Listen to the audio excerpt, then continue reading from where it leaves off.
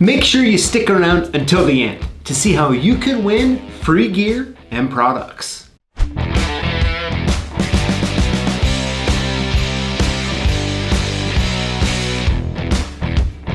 Hey, this is PJ with CLK Supplies, and I am here with TJ Elston.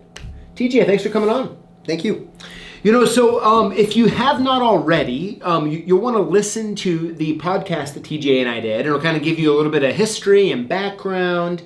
And I have to say, before we go too much further, TJ, looking good in the suit. Here I am in a pair of jeans and a t-shirt. I feel underdressed, man. You should feel underdressed. No doubt about that. Okay. That's how we do it. We're going to get you to up your game eventually. Okay. Like slowly, gradually start dressing a little nicer. You'll wear a shirt with a collar next time. Okay. As a matter of fact, over the years, I think I've actually kind of went down. Like I used to wear collars all the time, polo shirts all the time, and this happens when you become the big boss.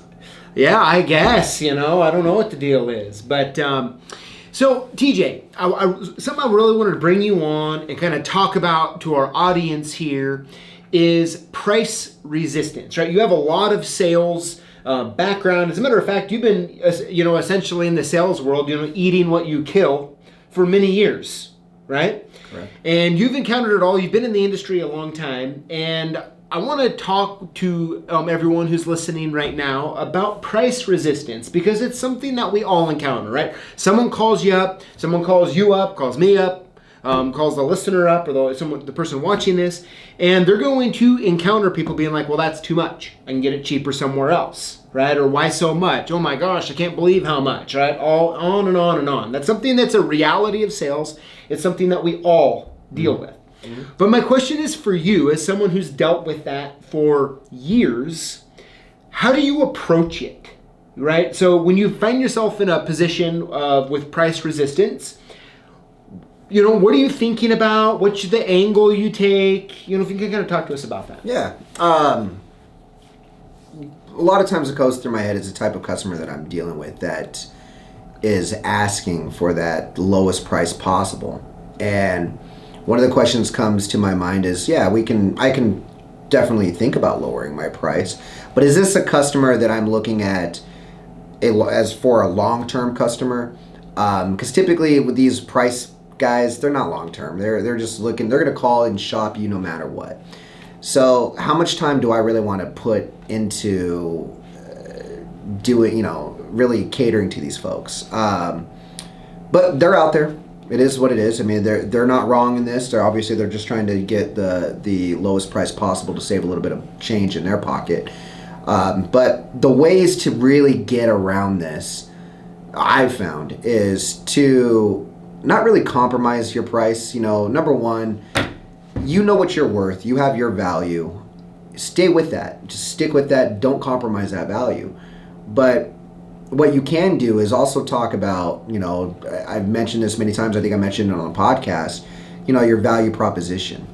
It's not just about pricing. It could be that you're able to warranty a product better, or you have, more text to where if there's a problem, you can get somebody out there immediately. These are all things that add value. So I think that's really one of the things. So you may not be the cheapest, and I got to tell you, I have never been the cheapest in all my years of doing sales. I've never really been the cheapest, and I pride myself on that. I actually had a customer many years ago tell me this, and I think this is important. He called me Thomas. He always calls me Thomas still to this day. Which is your real name, right? It is my real name, right? Yeah. I'm Thomas Jr. But he says to me, he goes, Thomas, I don't care that you're the lowest. I don't care that you're lowest price. I just need you to be in the ballpark of pricing. Just don't be out of the ballpark. If you're in the ballpark, I'll buy from you. And that is partly me leveraging relationships, showing my value-added proposition, whatever it is, my value-added service. If it's extending my knowledge that I have for you, if that's really what I think about is that kind of stuff. Okay. So TJ, what I hear you talking about is, when you encounter that price resistance, You have to add that value proposition, right? In other words, like if all things were equal, right? And I'm just a person calling up, and I'm going to call up, 3 or 5 people off Google to get my, because I need to get my house rekeyed. At first, as a person who doesn't call up, someone to do that type of work every day, you kind of default consider all things equal. Everyone's on a standard playing field, and so at that point, price is going to win, right? The lowest price is going to win. And so it's our job, it's your job, the one listening to this, watching this, is to add that value proposition so things are not all equal anymore. But the thing is when it comes to value proposition, that's just like a fancy word, right? Like, that's a great word, sounds great, but what does that look like in real life? So TJ, if you could kind of take us into, how do you create a value proposition? What really is that, and how can they craft one? This is perfect. The fancy word for the guy that's dressed fancy to explain it in the fancy suit. To the guy in the t-shirt. To the guy in the t-shirt. How you develop it is you have to, number one, understand what your value is. As I've said before, you have to understand what your value is, that you are valuable, that you have a skill, and there is a demand for that skill that other people can do. Otherwise, they wouldn't pay you to do it. Moving on from there, we're also looking at what is your story? What is the story of your business, right? What is it? What's your end goal? What is it you're trying to get to, right? Mm-hmm. So explain that story.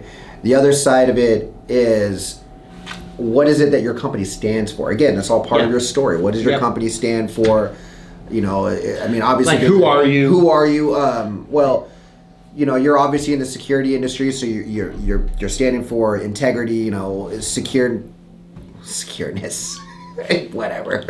And then also the last thing though is explain to your customers what they can expect, right? Because really, what you're going to use is your service is going to be your value proposition, and when you tell your customers what to expect from your service and you deliver on that, that is huge. And what you might get is a repeat customer, to where if you're just winning the job based on price because the customer's only here for price, you're not going to create a long-lasting relationship.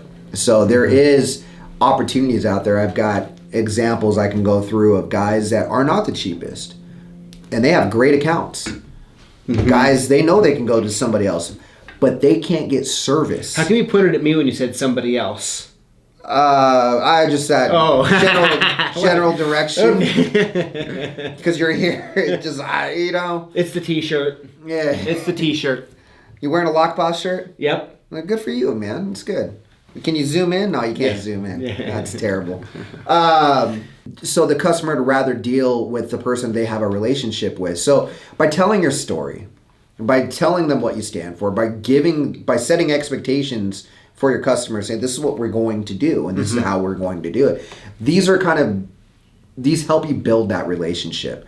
And I think at the end of the game, it's not about winning this one job. It's about winning others, right? It's not just about this guy. Who knows? This guy may want you to rekey his house, but you tell that story. He may have a business that needs to be rekeyed, or he may have, he might have a used car dealership and needs keys. You start talking, because he's not going to know, or she's not going to know what it is unless you explain what your business does and what the value is that you bring to the table. So this is what we want. This goes back to what kind of customer do we want. I personally don't like the customers, or want the customers that are only trying to deal with me on price. It's not to me, it's not a sustainable relationship, because at the end of the day, I'm trying to grow my business, so if you're just going off a price, the way I look at you is you're just a customer. But if you're willing to work with me because you like the story that I tell, you like my value that I bring, I no longer look at you as a customer. You are now a partner. You are helping me grow my business, and I'm helping secure you and your family, or whatever it may be. So I think that is what's important. And as we've seen, just any, it doesn't matter what the industry we're even looking at, people will pay for good service.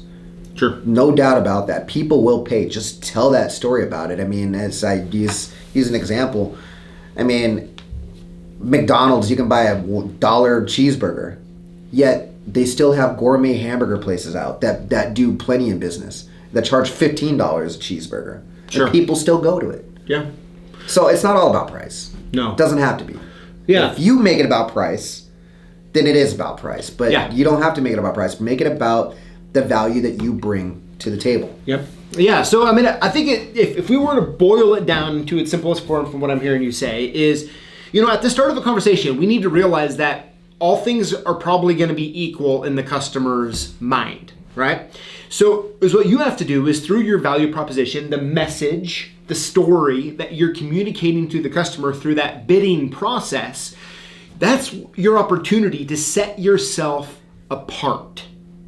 Am I right with that? No, absolutely. I mean, and that's the only way you can do it. It's just like a conversation. You know, if you don't have a conversation with somebody, if you don't talk to me, how am I going to set myself apart from you and tell you what it is that I'm trying to do? Yeah. So I would agree with you 100%. I think that narrows it down pretty good. Narrows it down. Perfect. All right, TJ, thank you so much for coming on and kind of talking about your perspective and your experience you've had in selling. And, pretty much to sum it up, at the end of the day, we're all going to encounter price resistance. And a lot of times, at the start of the conversation, from the customer's point of view, all things are equal. And if we keep that conversation there, well, the lowest price is going to win. So from what TJ is saying is your value proposition, your message, your story, entering that into that conversation to the customer, that's where things aren't now all equal.